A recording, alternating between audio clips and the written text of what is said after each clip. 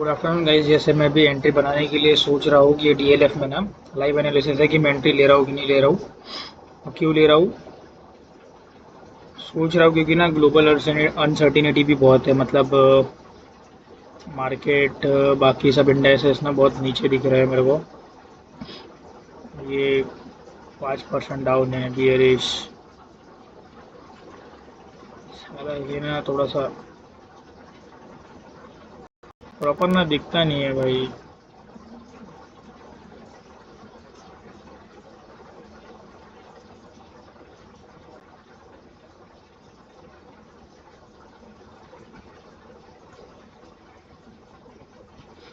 ये एक है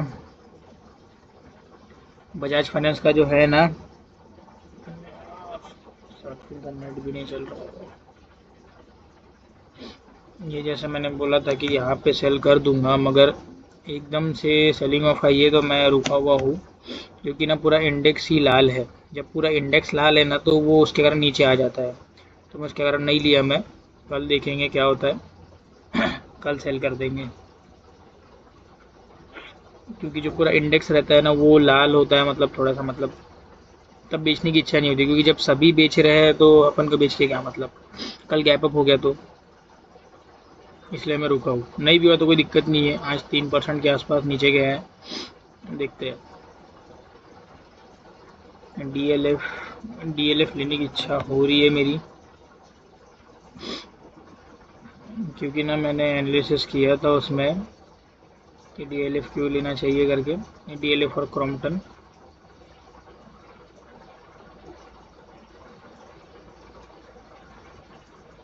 क्रॉम्पटन तो अपनी वीकली रेजिस्टेंस पे ही है।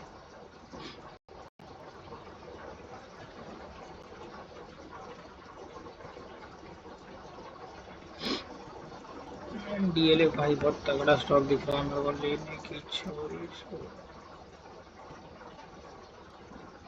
ले ही लेते हैं डीएलएफ को।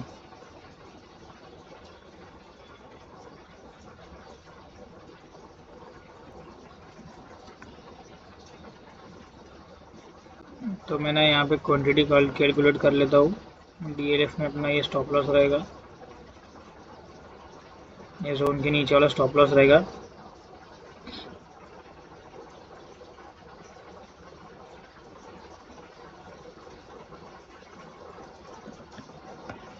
मेरा जो था एनालिसिस कल जो किया था उसके हिसाब से मेरे को एंट्री लेनी ही है, चाहे लॉस हो या प्रॉफिट। बात खत्म। डीएलएफ स्टॉक ऐड कर लिया अपन ने, 40 क्वांटिटी दिखा रहा था उसकी।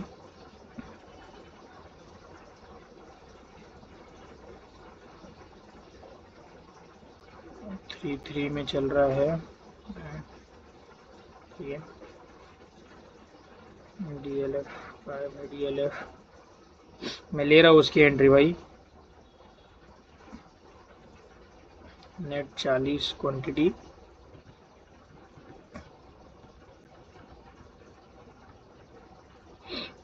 एलटी पे डाल देते हैं उसका।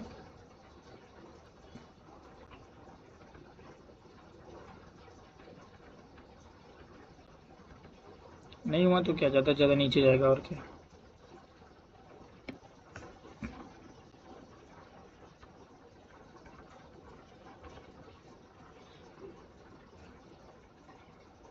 वन 335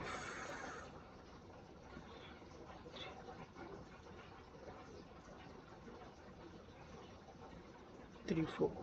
1 मिनट बचा हुआ है। डीएलएफ की अपन ने एंट्री प्राइस वाइज डाल दी है अपन ने।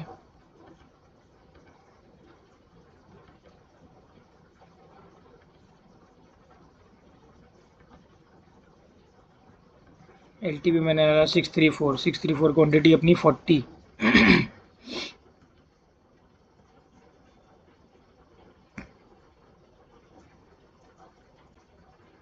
40 सेकंड बचे हुए हैं।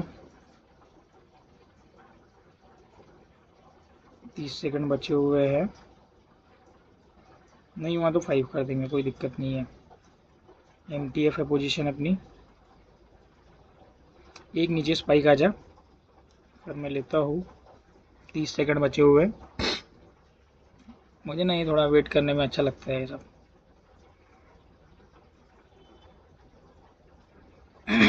लास्ट मोमेंट पे ना फिर वो ये कर देते।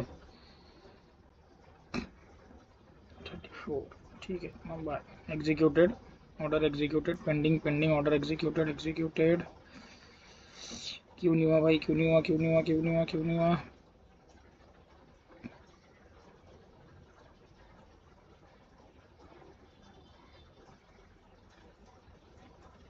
पेंडिंग में गया भाई, क्यों,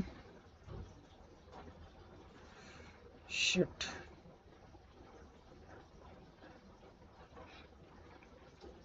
ऑर्डर डाल दिया था भाई मगर पेंडिंग में चले गया। यहाँ पे एसएलएम भी लगाया था ना, तो वो एग्जैक्ट प्राइस में ही ट्रिगर होके फिर वो ये होता था। कोई बात नहीं, कल ले लेंगे इसको। फील नहीं हुआ भाई ये, क्यों ले रहा था मैं इसे ना। मैंने कल ही एनालिसिस किया था, जैसे कल ही वीडियो बताया था कि ये वीकली टाइम फ्रेम के पास में है, तो अपन इसको लेंगे। अच्छा जोन है, नीचे जाना नीचे चल जाएगा, कोई दिक्कत नहीं है। फिर क्रॉम्पटन भी जो है अच्छे लेवल पे, इसे भी लेना है, इसे भी लेना है अपन को। मगर वॉर के कारण थोड़ा सा मुझे ये लगा तो नहीं ले पाया मैं। ये डीएलएफ की एंट्री डाल दी थी मगर एग्रीक्यूट नहीं हो पाया। कोई नहीं, कल ले लेंगे, नीचे आएगा और ले लेंगे।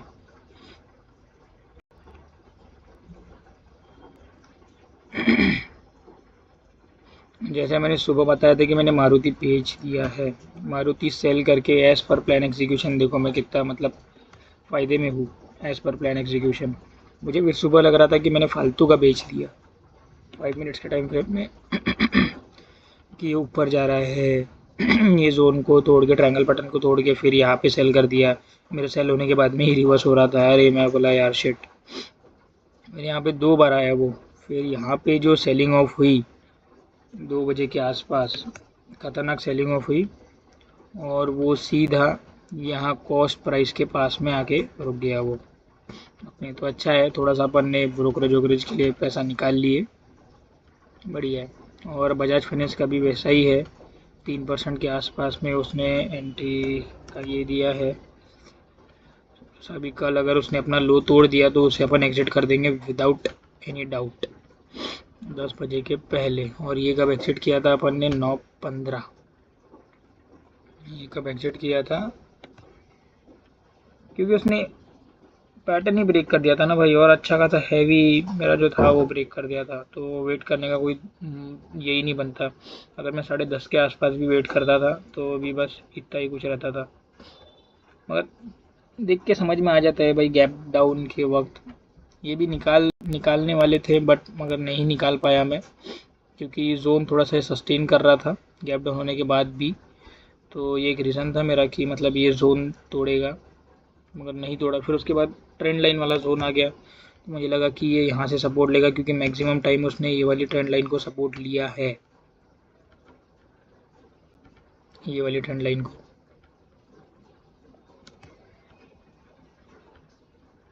ये जो है ना, ये वाली, मैं बोला कि ये सपोर्ट यहाँ से इतना गैप डाउन हुआ था, ठीक है, तो मैं यहाँ पे सेल करने की कोशिश कर रहा था। मगर मैं बोला ये एक जोन है, इसको थोड़ा देख लेते हैं, ये वाला।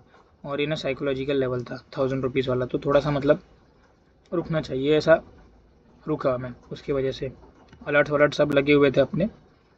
फिर यहाँ पे भी ना, यहाँ पे चल ठीक है उसने ब्रेक कर दिया, मैं सेल करने की सोच रहा हूँ, मगर यहाँ पे ना ये एक ट्रेंड लाइन है, ये वाली वो आ रही है, ये वाली। और रजिस्ट किया है उसने इसको, यहाँ से 1 2 3 4, नीचे आके भी ऊपर गया है, 5 6, अभी फिर से वहीं पे आया हुआ है। ये देखते हैं, सीधा निकल जाएंगे अपन, कोई दिक्कत नहीं है। ये डे लो को अगर उसने क्रॉस किया, ख़त्म कहानी, ये वाला।